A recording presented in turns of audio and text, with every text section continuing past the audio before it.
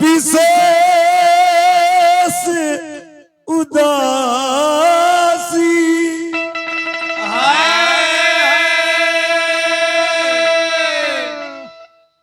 14 बरस राम बनवासी। भगवान मर्यादा पुरुषोत्तम राम के वनवास हो जाता। समाचार पे ही समय सुनिसिए उठिए कुलाई जाई सास पद कमल जुगा बंद बैठ सिरुनाई मंजू बिलोचन मोचत बारी बोली देख राम महतारी की तन प्राण की केवल प्राणा अब विधि कर तब सुझाई मैं पुण्य पुत्र बधु प्रिय पाई रूप राशि सब सील सुहाई पलंग बीठ तजी गोद हिंडोरा अब सिए न दिन न पगयवनी। ए महाराज भगवान के वनवास हो जाता। माता जगत जननी सीता करुणा निधान से प्राणनाथ से कहता रे तकाट दावर उराबी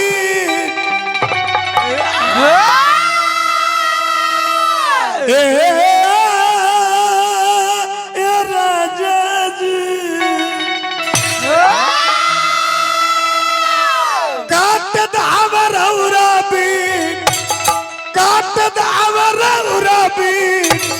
अरे भवन वाये बलाम जी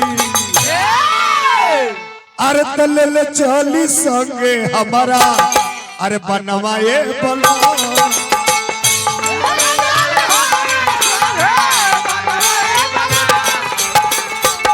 संगे हमारा बनवाए बला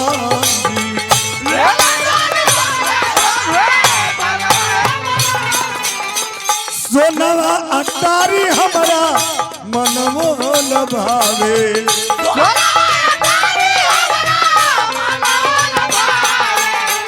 सोनवा अटारी हमारा मनमो न भावे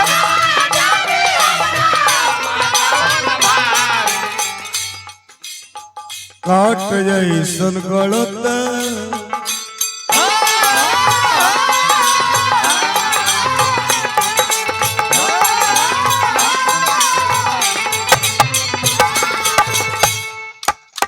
पत्नी कैसन है चाचा जेकर पति बनबन में भटके दुख करे कलेश में रहे और पत्नी राजमहल में राबड़ी मलाई चाहे वो पत्नी नाम है। पत्नी किसे कहते हैं? किसे? पति को पतन की ओर से जाने से बचा दे उससे पत्नी कहते हैं।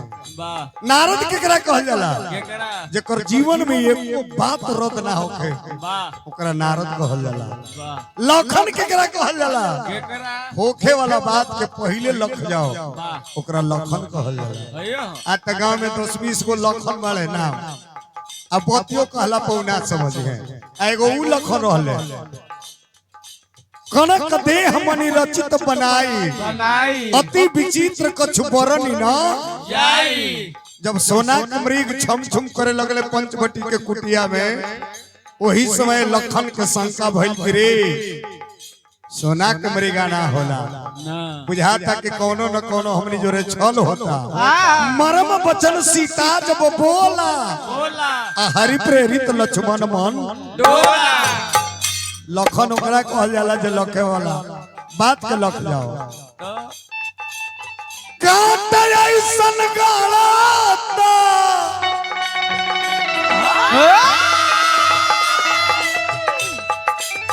काट ऐसन गालाता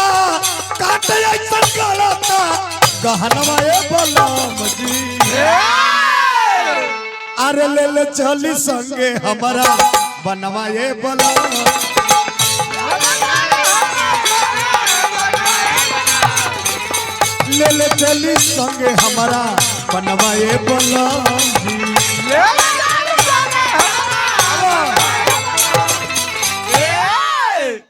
चाचा आज कोई बेटा ऐसा बात कहे वाला ना हो ऐसी मर्यादा पुरुषोत्तम राम ना कही नहीं।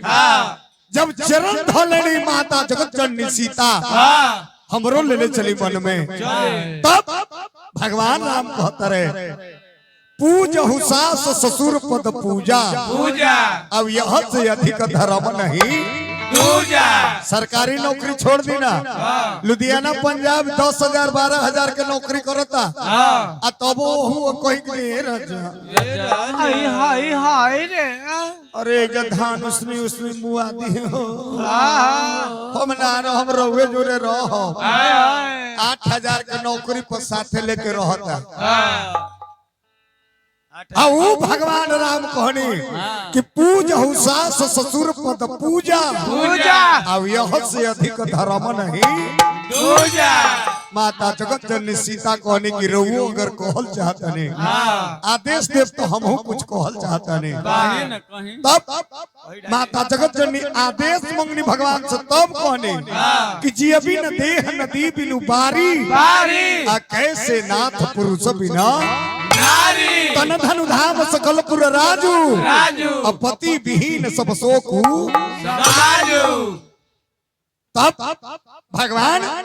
मायूस होके विवश होके माता सीता के लेके चल देने। पहला विश्राम तमसा नदी के तीर पर, दूसरा विश्राम सिंगवेरपुर, तीसरा में भागीरथी के तट पर पहुंचल। भिखारी चाचा गावत रहनी है रामा मांगिना वाला केवटयल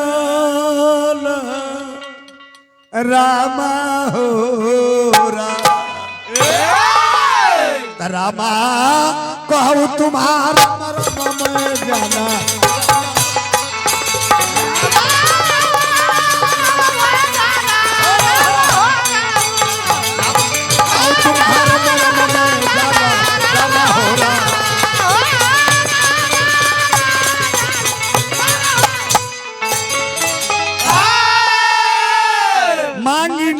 केवट आना कहो तुम्हार मरब में जाना। लक्ष्मण जी वही संकेत कोई निकरी 24 आवर्स जो भैया के संगे रहत हम इनकर मरब जन्मे ना कोई नहीं। आई दिन रात मला मछली मारे वाला नाव खे वाला करुणा निधान के मरब जाना छुअत सील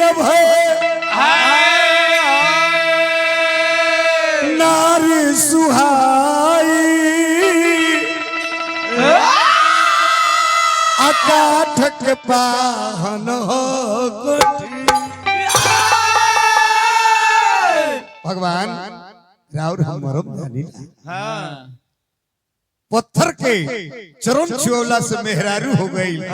हमर त काट के कोमल नैया हिया बरसों से पनिए में हिया डर लगता जे चरण छुआई एगो मेहरारू के भरण पोषण बाल बच्चा के चलते नहीं खे केहू के पैंट बा तो गंजी नहीं खे गंजी बा तो लुंगी नहीं खे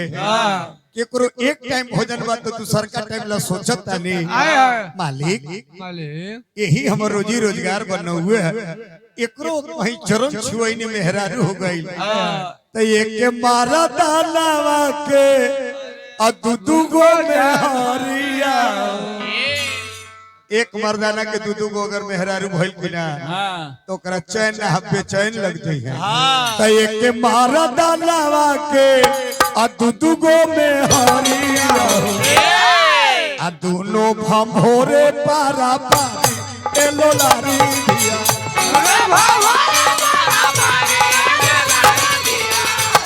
भंभोरे पारा पारी एलो लारी दिया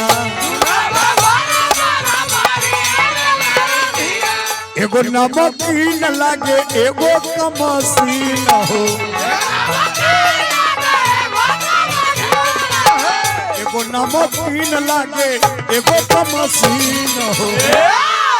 आ दोनों भंभोरे पारा पारी एलो लारी धिया दोनों भंभोरे पारा पारी एलो लारी धिया मालिक चाचा भगवान राम जब कहने की मांगी ना वाला केवट आना अब बहुत तुम्हारा मरम है जाना लोग समझ को कि लो लक्ष्मी से भेंट है तो इधर से झगड़ा ई मलाह रोज नदी में नाव खेवता मछली मारता आई भगवान के मरम जानता एकर मती ठीक नहीं खे मालिक के को नौआ बा नारी हो जाई विनेश्वर जादव धमनी तेत्री देवी के दामाद हैं बहुत बहुत रुपया के पुरस्कार देनी हार्दिक हार्दिक वंदन अभिनंदन बा मालिक कहा केवट कहता निर्गुण के भावना पूर्वी के भाव हो हे मालिक हम ओह पार को दे लेकिन एगो शर्त बा मालिक चरण धोवाली हम ओह पार कर दे अरे वो ये बुझात होई कि मलहा लेवे देवे के ख्याल से घियावता रियावता मालिक कसम गंगा माई के खातने कोई लोभ लालच नहीं खे मालिक लेकिन नहीं ये हमरा मेहरारू बन जाए यही डर बनल ए जे पूर्वी के भगवा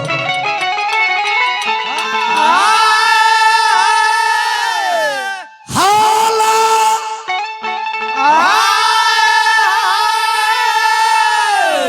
बाट सगरवार में जादू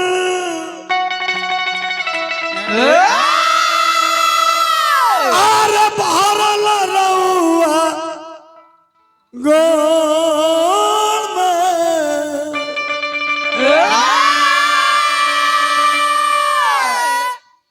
मालिक एके को नौआ बा बिलासपुर सुरेश यादव तेत्री देवी के दामाद हैं बहुत बहुत रुपया का पुरस्कार ता हमारा लालच नहीं खे कौन कर पाई के हे मालिक तो किरिया गंगा माई के नाम हमारा लालच नहीं खे कौन कर पाई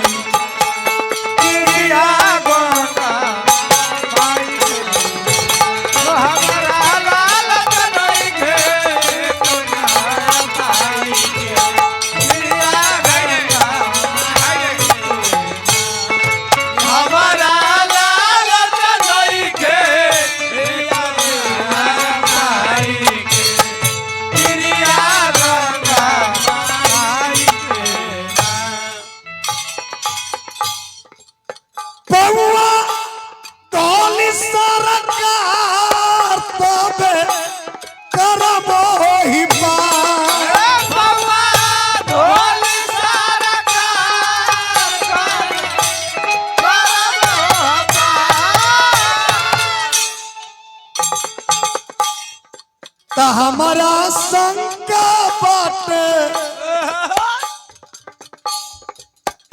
बड़ी जादू है और गुड़ में ये माली नारी बनाए वाला जादू है नारी बनाए वाला जादू है माली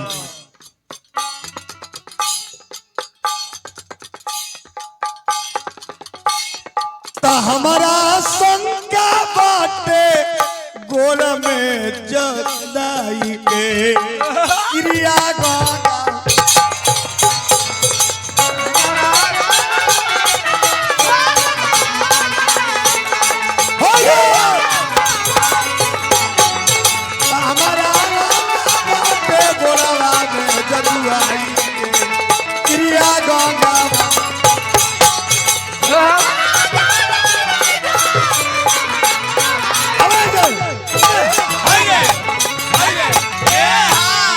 मालिक बरियारियों ना हो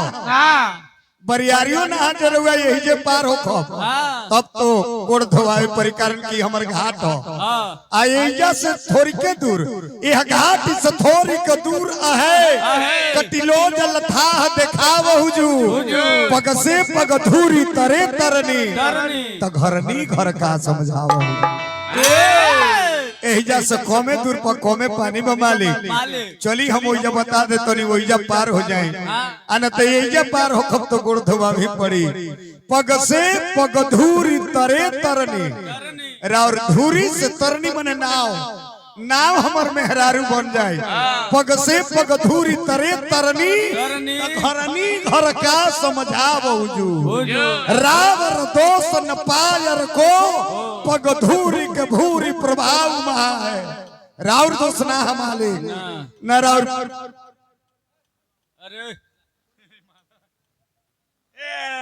रावर दोष न पायर को पग धूरी के भूरी प्रभाव महा है न राउर दोष न राउर पैर के दोष राउर पैर में धूरी लगल बा ओकरी बहुत बड़ा प्रभाव हमारे चली दिखा दी मालिक यही जा लगल हेल जाए यही जे में जाके जरिए हेल जाए लगले में अरे हेला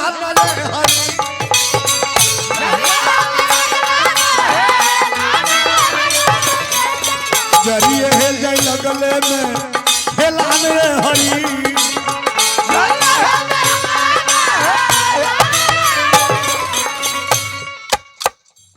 नैया बनी जब नारी में हरी देवे लगी गारी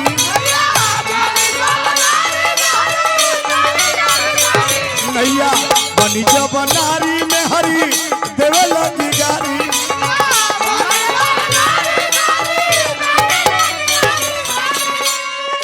यही एगो नाव है करुणा निधान मालिक और नैया तजिया के और रोजगार हो मालिक चली चली यही जे चली जरिए हेल जाए लगवे में हेलान बाहरी जरिए हेल जाए लगवे में हेलान बाहरी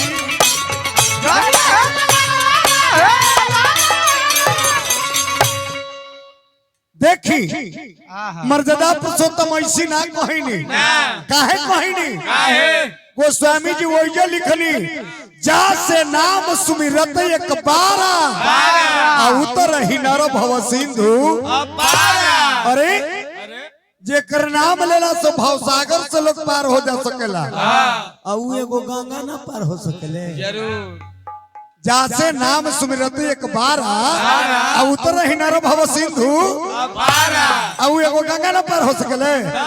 लेकिन मर्यादा के उल्लंघन ना कोई नहीं ताकि मलाह के हक बा हक न मारो तर्क वितर्क में भइल का राम रजायसु आयसु पावा भगवान केवट के आदेश कर दिली केवट वही करो जैसे हम पारो हो जाएं आ तोहर नामो पहुंच जाए राम रजायसु आयसु पावा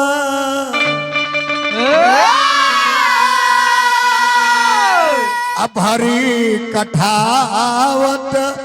केवट ले आवा गोस्वामी जी कठौती शब्द के प्रयोग ना कोई नहीं जब भगवान आदेश कोई नहीं तो मलाह कठौती ना ले ले कौची ले ले कठौता ये जो मलाह चलाक मलाह रामायण के अंदर उतना चलाक पात्र के हुना रहे चचा राम रजाय सुआय सुपावा अब हरी कठावत केवट ले कठौता लेके नहीं पूछी का है चरना धोए में तोनी मनी मिस्टेक हो जाए कठौती लेके जाए तो मेहरारू हो जाए और कठौता लेके जाए तो बेटा हो जो चला के कोई नहीं भगवान के आके चरण धोवे लगनी गोस्वामी जी लिखली चरण जब धोए लगनी भगवान के धोए लगनी के बा अरे मर दे रुक पूछे तो भाई के वट के करा भगवान ठीक ठीक ठीक तू ठीक है हां ठीक कहला तू ठीक है जगह पे हां आती आनंद उमगी अनु अति आनंद उमगी अनु राग अपद सरोजी पखारण लाग क्या बात है, क्या बात है। आतिया नादे उमगी अनु राग के गावत रहनी है ये सब सुनो। 100 रुपया पुरस्कार के गावत रहनी है के रवीन जान का आवाज दिखा। हाँ अंदाजिए करी बताया लेकिन ठीक बताया रवींद्र जैन गाते थे आतिया नाद उमगी अनु राग अपदि सरोजी पखारण लाग गोस्वामी जी लिखने की अति आनंद आनंद कभी सीमा पार अति आनंद उमगी अनुरागा अपद सरोज पखारन लागा अतना न प्रेम में विभोर हो गई नहीं कि गंगा जी के पानी को ठोस में ना लेनी गंगा जी के पानी ना लेनी तय अपने नीर से रघुबीर के चरण लगल पखारे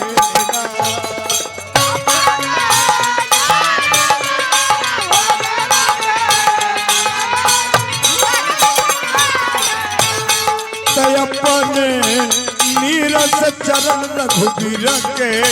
लगली कोई जे पखारे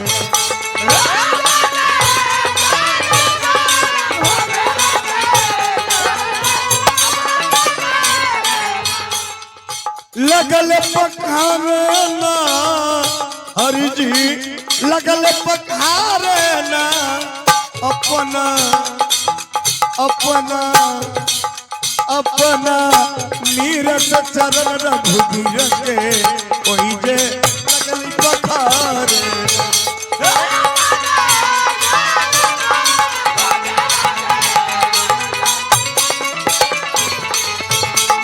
अपना नैन से चरण पखार लगनी जय रघुबीर के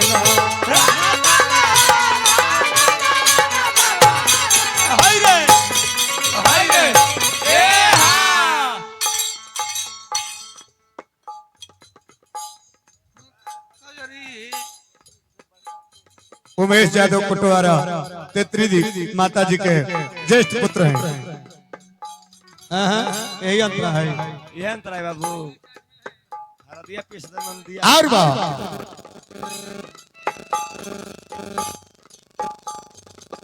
भागीरथी के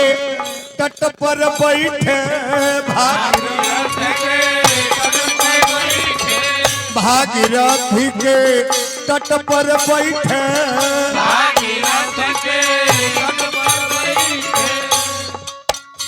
अब बधाइले जरनवाला हरि के धाइले चरणवाला अपना नीरस चरण पखारे देखी रघु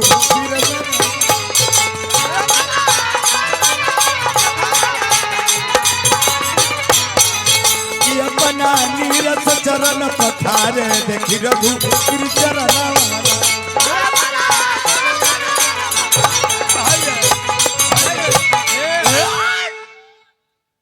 सफर में भी देखल जाला चाचा जी सबसे पहले अगर रउआ जोरे बेटी बहन हिया सबसे पहले बेटी बहन के गाड़ी छकड़ा पर चढ़ाए आयती पर ढेरे के देखो मर्दान में आगे चौक जी हो बेगवा खींचत रही लोग बेगवा खींचे खींचे मेहररुआ छूट जाता पोए दिन भर तो वो सोए दिन गाड़ी पार हो जाता। अच्छा गलती कोई दिन बार हाँ पोए दिन मैंने सिटी मार तू चल देता। ए महाराज क्या है? अति आनंद उमगी अनुरागा पद सरोज पखारण लागा बड़ा प्रेम से पखरणी आहा केवट मन ही मन उमंग में बा हाय, हाय, तरंग में बा भगवान से कहता रे आहा तुम दिल की कहले कि कई रे जन्म के अरे आस पुरवनी आके चरण हमारा हाथे धोवनी अरे तर गइले कुल मदनवा हरी अधर ले निरावुर चरणवा हरि जी धर ले निरावुर चरणवा हरि जी भगवान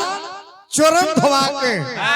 आ नाव पर सबसे पहले केकरा चढ़ैले केवल केकरा माता जगत जननी सीता के आहा तब केकरा चढ़ैले केकरा गुहराज निषाद के तब केकरा चढ़ैले केकरा तब लक्ष्मण के चढ़ैले की शेषा अवतार है बड़ा वो जौन कर हवे अब डूबबो करी है तो हम अकेले थोड़े डूबब दू गो डूबी है तीन गो डूबी है तब त्रिलोकीनाथ तीनों लोक के मालिक भगवान राम के चढ़ैले नाव जब खेवे लगनी गंगा मैया लहस लहस के भगवान के पार करता रे कहता रे नाव पर सवार बाट अरे सियाब मैया हिलोर मारे नाव पर सवार भइनी सियाब मैया अरे हिलोर मारे अरे हिलोर मारे मिथिलेश भाई तो जो नदी बीच नैया है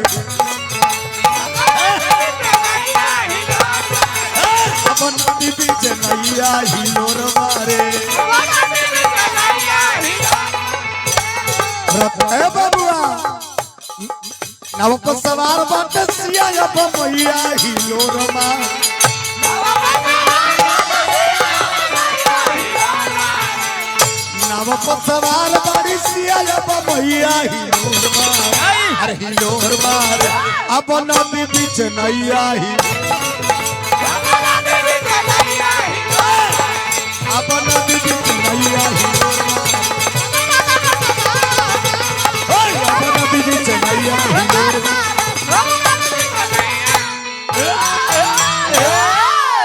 भगवान के पार कर देनी केवल उतरई ठाल भय शुरू से रेता सिए राम गुह लखन समेता उतरई केवट दंडवत कीन्हा और प्रभु से कुचाय कुछ नहीं भगवान से कुचाता नहीं कि रे छत्री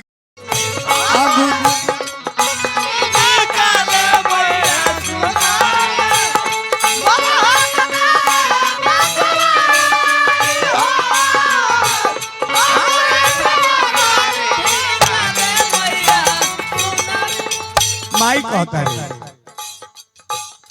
काहे लगी रही पिया तन पे गहनवा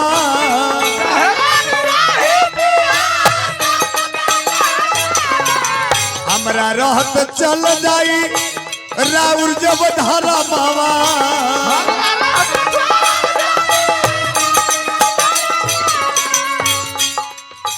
शिशु की रोवे माई हो शिशु की रोवे माई हो अंगूरी से मुनारी निकाले मैया सुनारी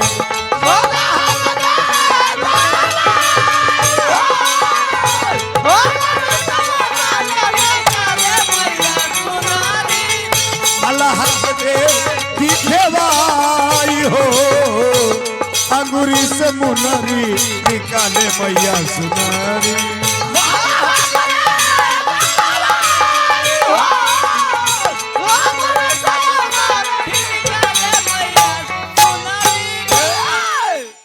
भगवान लेत नहीं खन लेकिन ले लेनी है मलाह के जब देवे लगनी मलाह तू अपन मजूरी ले लो